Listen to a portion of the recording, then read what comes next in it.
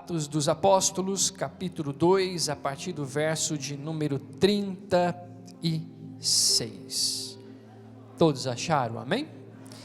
Diz assim a palavra do Senhor: portanto, que todo Israel fique certo disso, este Jesus, a quem vocês crucificaram, Deus o fez Senhor e Cristo.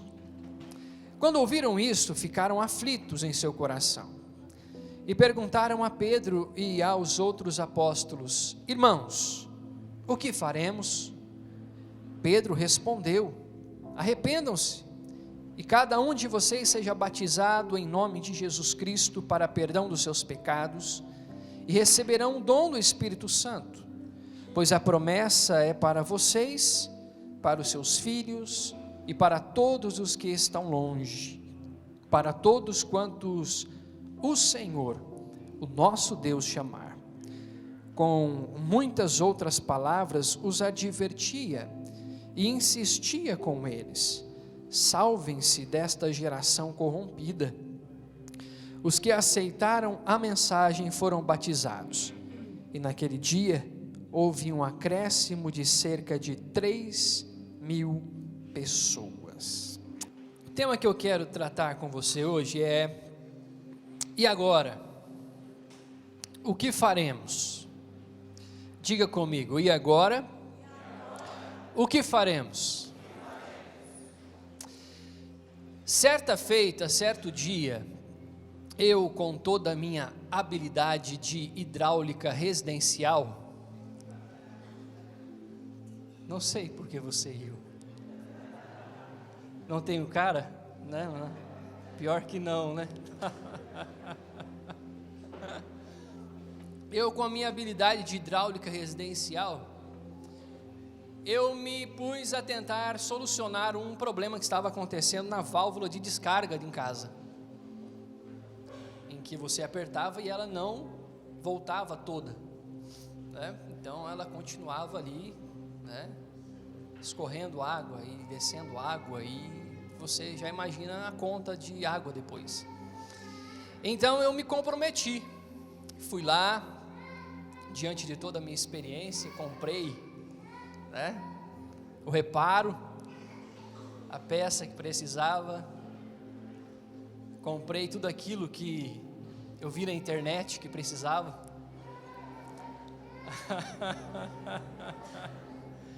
E cheguei em casa e comecei a desmontar tudo ali. Eu comecei às 19 horas, por aí. E aí eu fui tentando e colocava e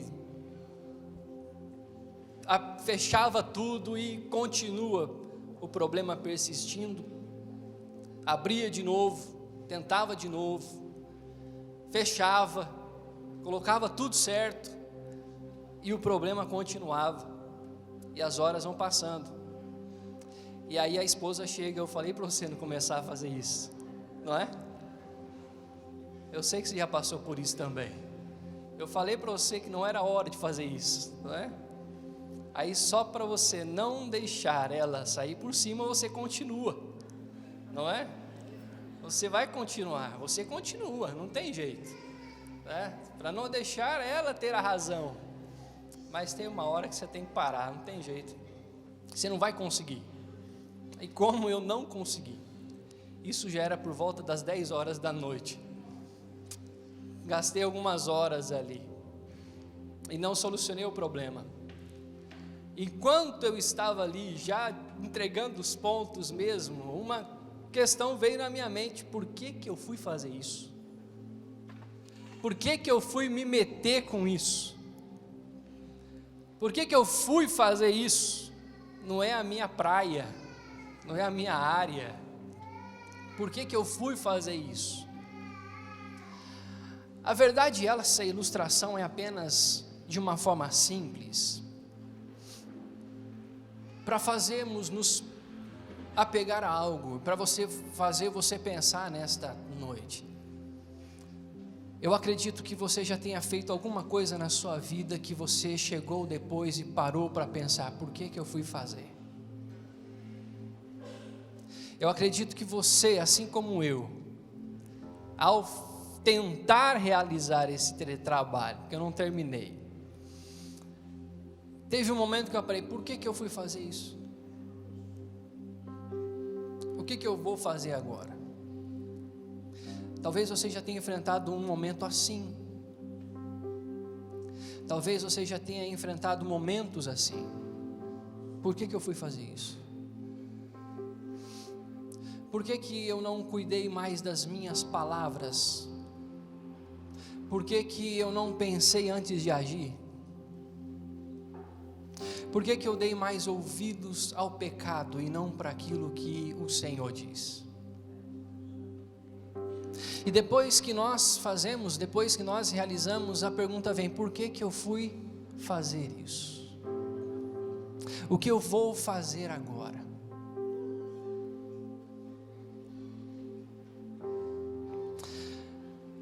E essa questão me salta neste texto.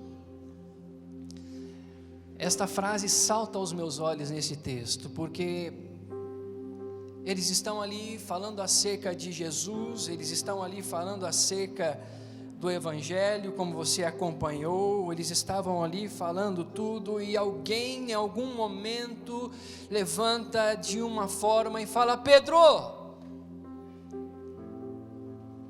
esse mesmo Jesus aí, Pedro, né? A conversa era essa, a mensagem era essa, a ministração era essa. Esse mesmo Jesus que eu estou falando hoje é um Jesus que vocês mesmos crucificaram. Esse mesmo Senhor que eu estou falando, esse mesmo Jesus a quem vocês crucificaram, verso 36 diz, Deus o fez Senhor e Cristo. Aí alguém, eu penso, com o coração cheio de angústia, com o coração cheio de tristeza, com o coração cheio de temor, com o coração cheio de aflição, porque essas são as palavras que eu consigo encontrar aqui para esta fase. E alguém levanta e diz, irmãos, e o que faremos agora?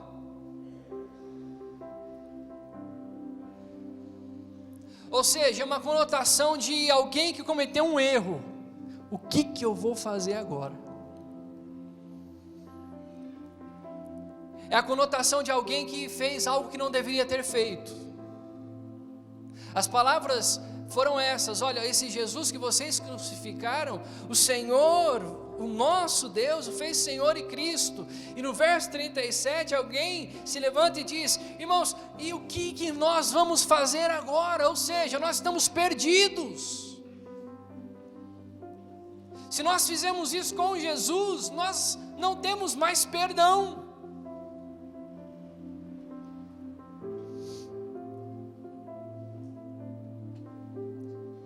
Talvez a situação da sua vida, ao entrar aqui nesta noite, seja semelhante a essa.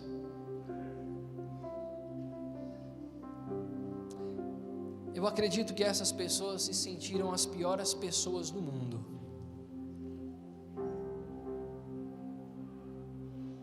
Pensa comigo, toda a situação. Esse Jesus que eu estou falando é o mesmo Jesus que vocês crucificaram. E é o mesmo Jesus que Deus o fez Senhor e Cristo. E alguém se levanta e diz, e agora o que nós vamos fazer? É a mesma conotação quando nós erramos. E o Espírito Santo vem e nós sabemos que erramos e nós pensamos o que vamos fazer. Ou talvez é uma questão acerca de alguém que ainda não teve contato com o Evangelho e se acha uma das piores pessoas do mundo e se acha que não tem perdão para suas atitudes, que não tem perdão para a sua vida. Certa feita, conversando com alguém, essa pessoa dizia, pastor, eu acho que não tem mais jeito para a minha vida, não tem mais perdão. Não tem mais perdão para mim. Mas eu acho interessante que Tudo na vida a gente começa pelo básico, não é? Se você vai começar a academia, por exemplo, você não começa a todo vapor. Você começa pelo básico. Se você vai ao supermercado no final do mês com a sua esposa, você olha para ela e diz: olha, vamos pegar só o básico.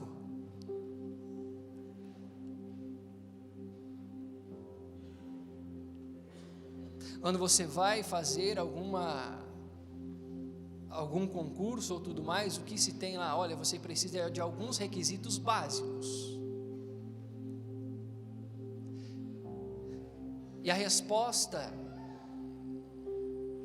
de Pedro traz algumas reflexões para nós, para a caminhada cristã. Para quando a pergunta vier: o que vamos fazer agora? O que eu vou fazer agora? Eu pequei. O que eu vou fazer agora? Eu acho que para as minhas atitudes não existe perdão. O que eu vou fazer agora? Eu acho que para mim não tem mais jeito. O que eu vou fazer agora? Eu acho que para minhas ações não tem mais jeito. O que eu vou fazer agora? Eu acho que para os meus pensamentos não tem mais jeito. O que eu vou fazer agora? E o texto nos traz lições importantes que eu quero compartilhar com você de uma forma bem rápida.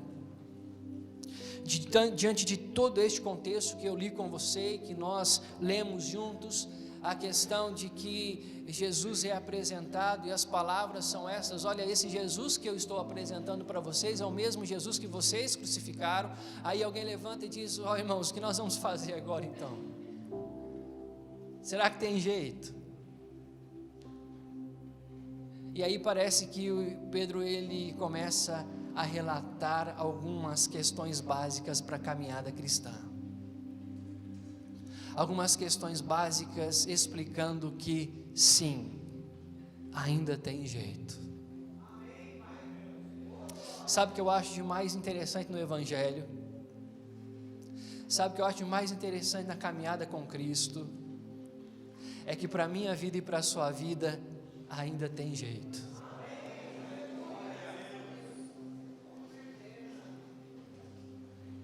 Para a minha história e para a sua história ainda tem jeito. Não porque nós somos merecedores, mas pela bondade do Senhor. Não porque nós somos merecedores, mas pela misericórdia do Senhor. E aí então o texto nos responde algumas questões: o que nós faremos? E a primeira questão que o texto nos diz, Pedro então ressalta: olha, a primeira coisa que vocês precisam fazer, preste atenção naquilo que vocês precisam fazer. Olha, existe uma chance, existe sim um jeito. A primeira questão: arrependam-se. Arrependam-se. Eu imagino o coração daquelas pessoas que fizeram essa pergunta: olha, o que nós vamos fazer? Nós estamos perdidos. Aí Pedro levanta e diz: olha, não estão perdidos não, ainda tem uma chance. Olha, primeiro é assim, arrependam-se. Arrependam-se. Existe uma frase de John Stott que ele diz: a fé que aceita Cristo deve ser acompanhada pelo arrependimento que rejeita o pecado. Ou seja, a fé que aceita a pessoa de Cristo, esta mesma fé deve ser acompanhada pelo arrependimento que rejeita o pecado. O que é arrependimento? Mudança de mentalidade. O que é arrependimento? Arrependimento é a mudança no trajeto. Arrependimento é largar aquilo que estava me atrapalhando de ter um relacionamento com Deus e me voltar-se para Deus para ter um relacionamento profundo com Ele. Então a primeira questão que Pedro diz: olha, tem jeito para vocês sim, arrependam-se. Mas nós o crucificamos, nós crucificamos Jesus. Sim, vocês crucificaram, mas Ele ressuscitou ao terceiro dia, então existe uma chance, então arrependam-se, é simples, arrependam-se, voltem-se para Ele, tenham uma mentalidade diferente, tenham uma mentalidade contrária daquelas que tinham.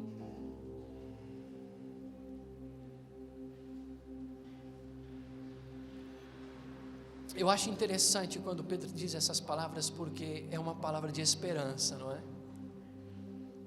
Para alguém que está desesperado, perguntando para onde vamos, o que nós vamos fazer. E é interessante que isso tem uma semelhança com Pedro, quando Jesus olha para a multidão, e em outro contexto, Jesus olha para a multidão, e a multidão está indo embora por algumas questões ali, aí Jesus olha para os discípulos e diz: olha, se vocês quiserem, vocês podem ir também. Aí Pedro olha para Jesus e diz: para onde nós vamos, Jesus? Somente o Senhor tem a palavra de vida eterna. Para onde nós vamos? E somente o Senhor tem essa palavra. Então Pedro sabia o que estava dizendo. Olha, o que nós vamos fazer? Nós estamos perdidos, não tem mais o caminho. Sim, tem o caminho, Jesus é o caminho, então arrependam-se. Por que nós devemos nos arrepender? Devemos nos arrepender porque nós somos pecadores. A palavra do Senhor nos diz que na face da terra não existe um justo sequer, que todos nós somos pecadores, de que não existe ninguém melhor do que ninguém, que não existe ninguém melhor do que o outro, nenhum outro não é melhor do que o outro.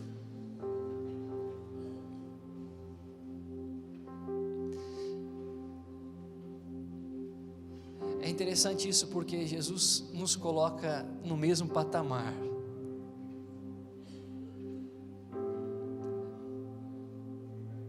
Enquanto lá fora as pessoas são reconhecidas por aquilo que têm, por aquilo que possuem, são destacadas por isso, no Evangelho Jesus coloca todo mundo no mesmo patamar.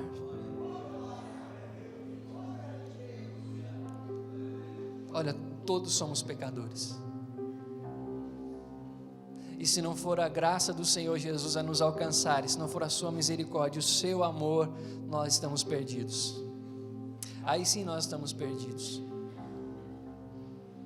O que é o pecado? O pecado é errar o alvo. Pecado é errar o alvo.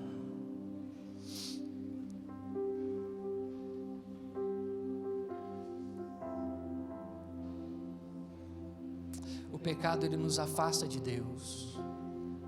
É isso que a Bíblia diz. A Bíblia diz que os meus pecados conscientes, e o salmista nos diz no Salmo 119, se não me engano, não, 19, depois eu confirmo, mas o salmista diz: perdoa-me pelos meus pecados, que eu não tenho consciência de que os faço, meus pecados inconscientes. Eu preciso ter a consciência de que eu sou pecador e que eu preciso do perdão,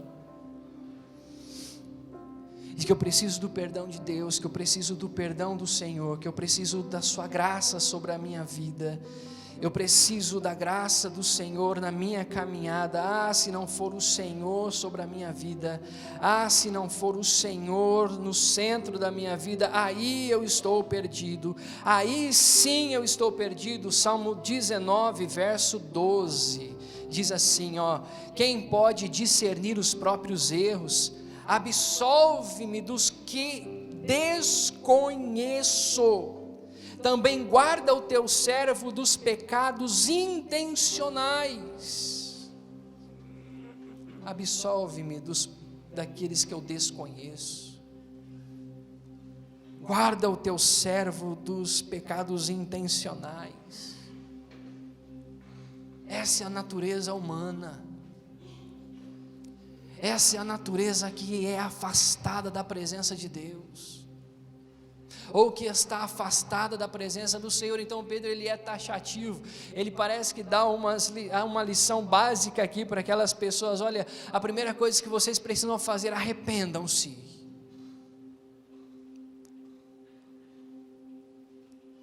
O arrependimento, ele vai além do que uma tristeza. O arrependimento, ele vai além de uma angústia. O arrependimento, ele é muito mais que isso. O arrependimento é a minha consciência de que eu preciso mudar de vida,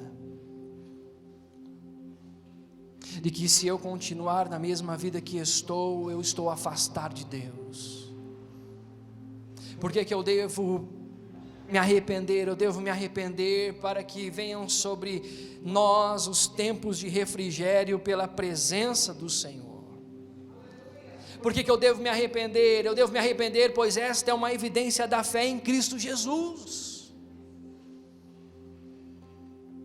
É através de Cristo que nós temos a salvação.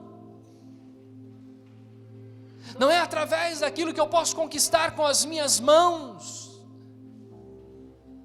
Não é através daquilo que eu posso conquistar através das minhas obras, através da força dos meus braços, mas apenas através de Cristo. É isso que o texto nos diz. Olha, ainda existe uma chance, sim. Você pensa, o que eu vou fazer agora? Eu digo para você, arrependa-se. Tenha consciência de que você precisa mudar a sua mentalidade, porque eu devo me arrepender, porque existe uma condenação para aquele que não se arrepende. Porque para aquele que se arrepende e confessa o Senhor Jesus como seu Salvador, nenhuma condenação há. Eu não sei para você, mas essa é a melhor notícia que o Evangelho pode me dar. Essa é a melhor notícia que o Evangelho me faz feliz, que nenhuma condenação há para aqueles que creem em Cristo Jesus.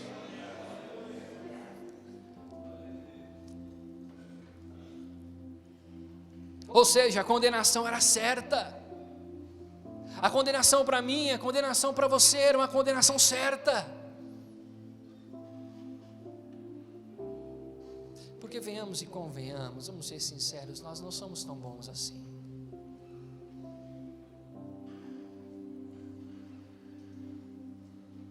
E quando mais nós nos aproximamos de Cristo, isso fica evidente, que nós não somos tão bons assim.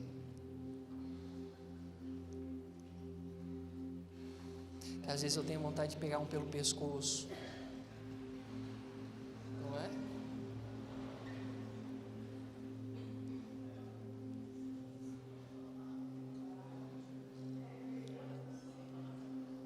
Irmão.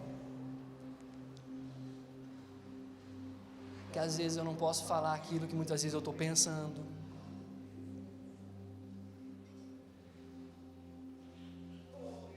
E isso, quanto mais eu me aproximo de Cristo, isso vai ficando mais evidente na minha vida, de que se não for a misericórdia do Senhor sobre mim, eu nada valho.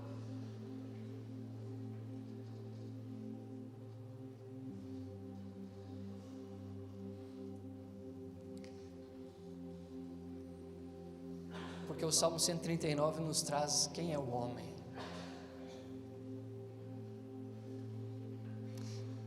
E que Deus conhece o interior do homem.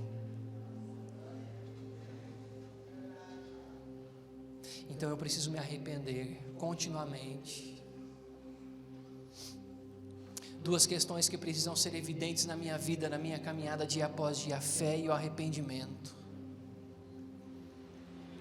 Eu preciso exercitar a fé em todos os momentos e eu preciso me arrepender em todos os momentos. Preciso me arrepender. Eu preciso me arrepender em todos os momentos. Mas continuando, o texto vai nos dizer no verso de número 39, texto vai nos dizer no verso de número 39, Atos 2, 39.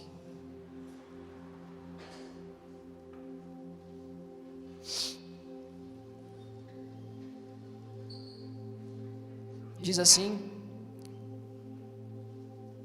pois a promessa é para vocês, para os seus filhos e para todos os que estão longe, para todos quantos o Senhor nosso Deus chamar. Primeiro Pedro fala acerca do arrependimento. Arrependa-se. Segundo lugar, Pedro fala acerca de aproxime-se, porque a promessa é para vocês, porque a promessa é para os seus filhos, porque a promessa é para todos aqueles que o Senhor chamar.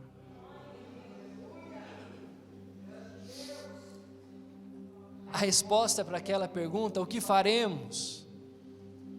Irmãos, o que faremos? Estamos perdidos. O que vai acontecer agora? Aproximem-se. Aproxime-se, pois os seus braços, os braços do Senhor estão abertos para recebê-los. Aproximem-se, pois os braços estão abertos para receber vocês. Pois a promessa do dom do Espírito, ou seja, a presença do Espírito na vida de vocês, é uma promessa para vocês, para os seus filhos e para aqueles a quem o Senhor chamar. Sabe o que eu entendo, meu irmão? É que não existe nada que venha nos separar do amor de Deus. Louvado seja o nome poderoso do Senhor.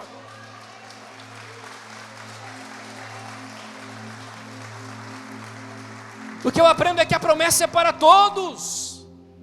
Não existe nada, não existe ninguém, não existe pior pessoa, não existe melhor pessoa, não existe pior indivíduo, melhor indivíduo. A promessa é para todos e louvado seja o nome do Senhor. Por isso basta se aproximar do Senhor. Essa é a mensagem do Evangelho. Como um filho que pede tudo ao seu pai, diz: pai, eu vou embora de casa, dá o que é meu, eu vou embora de casa, eu preciso viver a minha vida, eu quero desfrutar da minha vida. E o pai pega tudo aquilo que pertencia ao filho e o entrega, e o filho sai pelo mundo, e ali desperdiçando tudo aquilo que tinha, vivendo seus prazeres, gastando tudo aquilo que possuía. Um dia o filho perde tudo, olha a sua volta e diz: o que eu faço agora? O que eu vou fazer agora? Aí ele se lembra do pai: eu preciso voltar para a casa do pai. Mas será que o pai vai me receber bem? Será que o pai não vai brigar comigo, não vai me colocar para correr?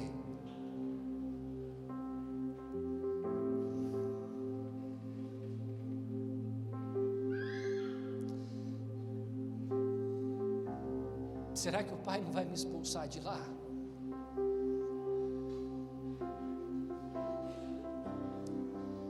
Será que o pai não vai virar as costas para mim?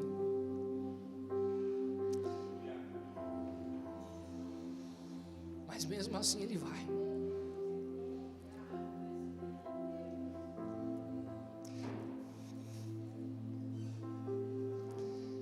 E o pai estava esperando de braços abertos.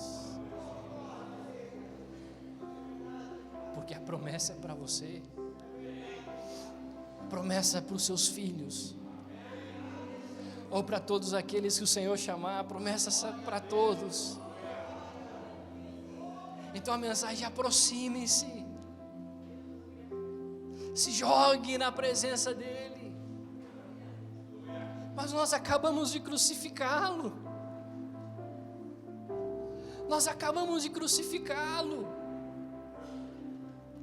Nós acabamos de colocar Ele numa cruz, mas Ele ressuscitou e vivo está para sempre. Então aproxime-se dEle. Aproxime-se dEle. Aproxime-se. Romanos 10, 9 e 10 diz: se você confessar com a sua boca que Jesus é o Senhor e crer em seu coração que Deus o ressuscitou dentre os mortos, será salvo. Pois com o coração se crê para a justiça e com a boca se confessa para a salvação. Louvado seja o nome do Senhor Jesus. Então a palavra é: aproximem-se. Mas existe outra palavra que se destaca, eu quero compartilhar com você no verso de número 40. Verso de número 40 diz: com muitas outras palavras os advertia e insistia com eles, 2 pontos: salvem-se desta geração corrompida. Terceiro ensinamento que vamos fazer agora.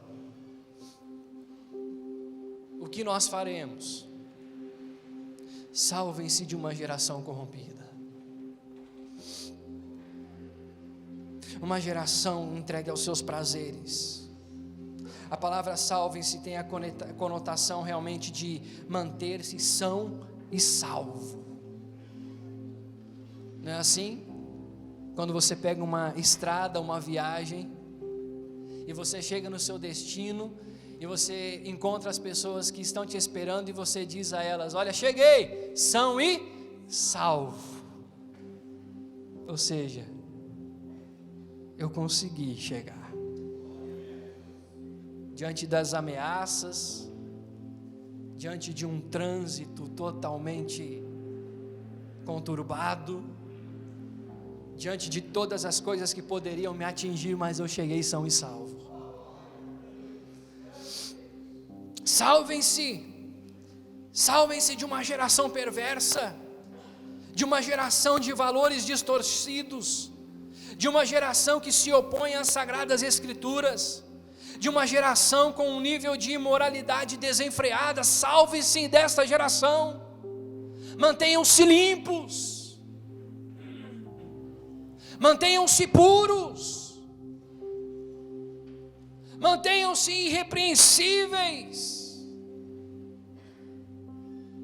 Filipenses capítulo 2, a partir do verso 12, diz assim: assim, meus amados, como sempre vocês obedeceram, não apenas na minha presença, porém muito mais agora na minha ausência, ponham em ação a salvação de vocês com temor e tremor, pois é Deus quem efetua em vocês tanto o querer quanto o realizar, de acordo com a boa vontade dEle. Façam tudo sem queixas nem discussões, para que venham a tornar-se puros e irrepreensíveis, filhos de Deus, inculpáveis no meio de uma geração corrompida e depravada, na qual vocês brilham como estrelas no universo, retendo firmemente a palavra da vida. Louvado seja o nome do Senhor. Como manter-se livre, como manter-se puro, como manter-se irrepreensível, retendo firmemente a palavra da vida. Guardei a tua palavra no meu coração para que eu não peque contra ti. Guardando firmemente, retendo firmemente a palavra da vida. Então, fujam. Então, estejam a ponto de salvar-se de uma geração totalmente corrompida. Terceira e última lição. E agora? Existe chance para nós? Existe chance para mim? Pedro vai dizer que sim. A Bíblia diz que sim. E então no verso de número 41, ele diz assim: os que aceitaram a mensagem foram batizados, E naquele dia houve um acréscimo de cerca de 3.000 pessoas.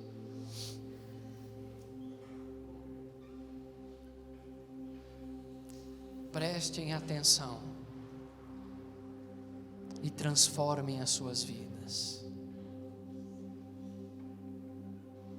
Uma transformação que não é apenas de aparência, mas uma transformação totalmente ou completa. Uma transformação por completo. Uma transformação em Cristo Jesus, a convicção de uma nova postura, de uma nova conduta de vida. Romanos 12:2 vai nos dizer que não se amoldem ao padrão deste mundo, mas transformem-se pela renovação da sua mente, para que sejam capazes de experimentar a boa, agradável e perfeita vontade de Deus. Pastor, existe jeito para a minha vida? Sim. Como? Em Cristo Jesus. Pastor, é o primeiro contato que eu estou tendo com o Evangelho. Tem jeito para a minha vida? Sim. Como? Através de Jesus. Pastor, eu já estou há tanto tempo na igreja, mas a minha vida precisa voltar aos eixos. Como? Em Cristo Jesus. O que eu vou fazer agora? Corra para os braços de Jesus. Fuja deste mundo corrompido. Aproxime-se de Cristo. Transforme a sua vida. Permita-se ser transformado em Cristo Jesus. Arrependa-se dos seus pecados. Arrependa-se das suas falhas. Aproxime-se de Jesus. A morte de Cristo na cruz do Calvário foi para nos reconciliar com Deus Pai. Foi para acabar com uma ruptura entre o homem e Deus. Aí Jesus Cristo envia o seu Filho único. Envia o seu Filho para nos salvar. Para que o nosso relacionamento com Deus Pai fosse restabelecido. E para que pudéssemos ter a certeza da vida eterna.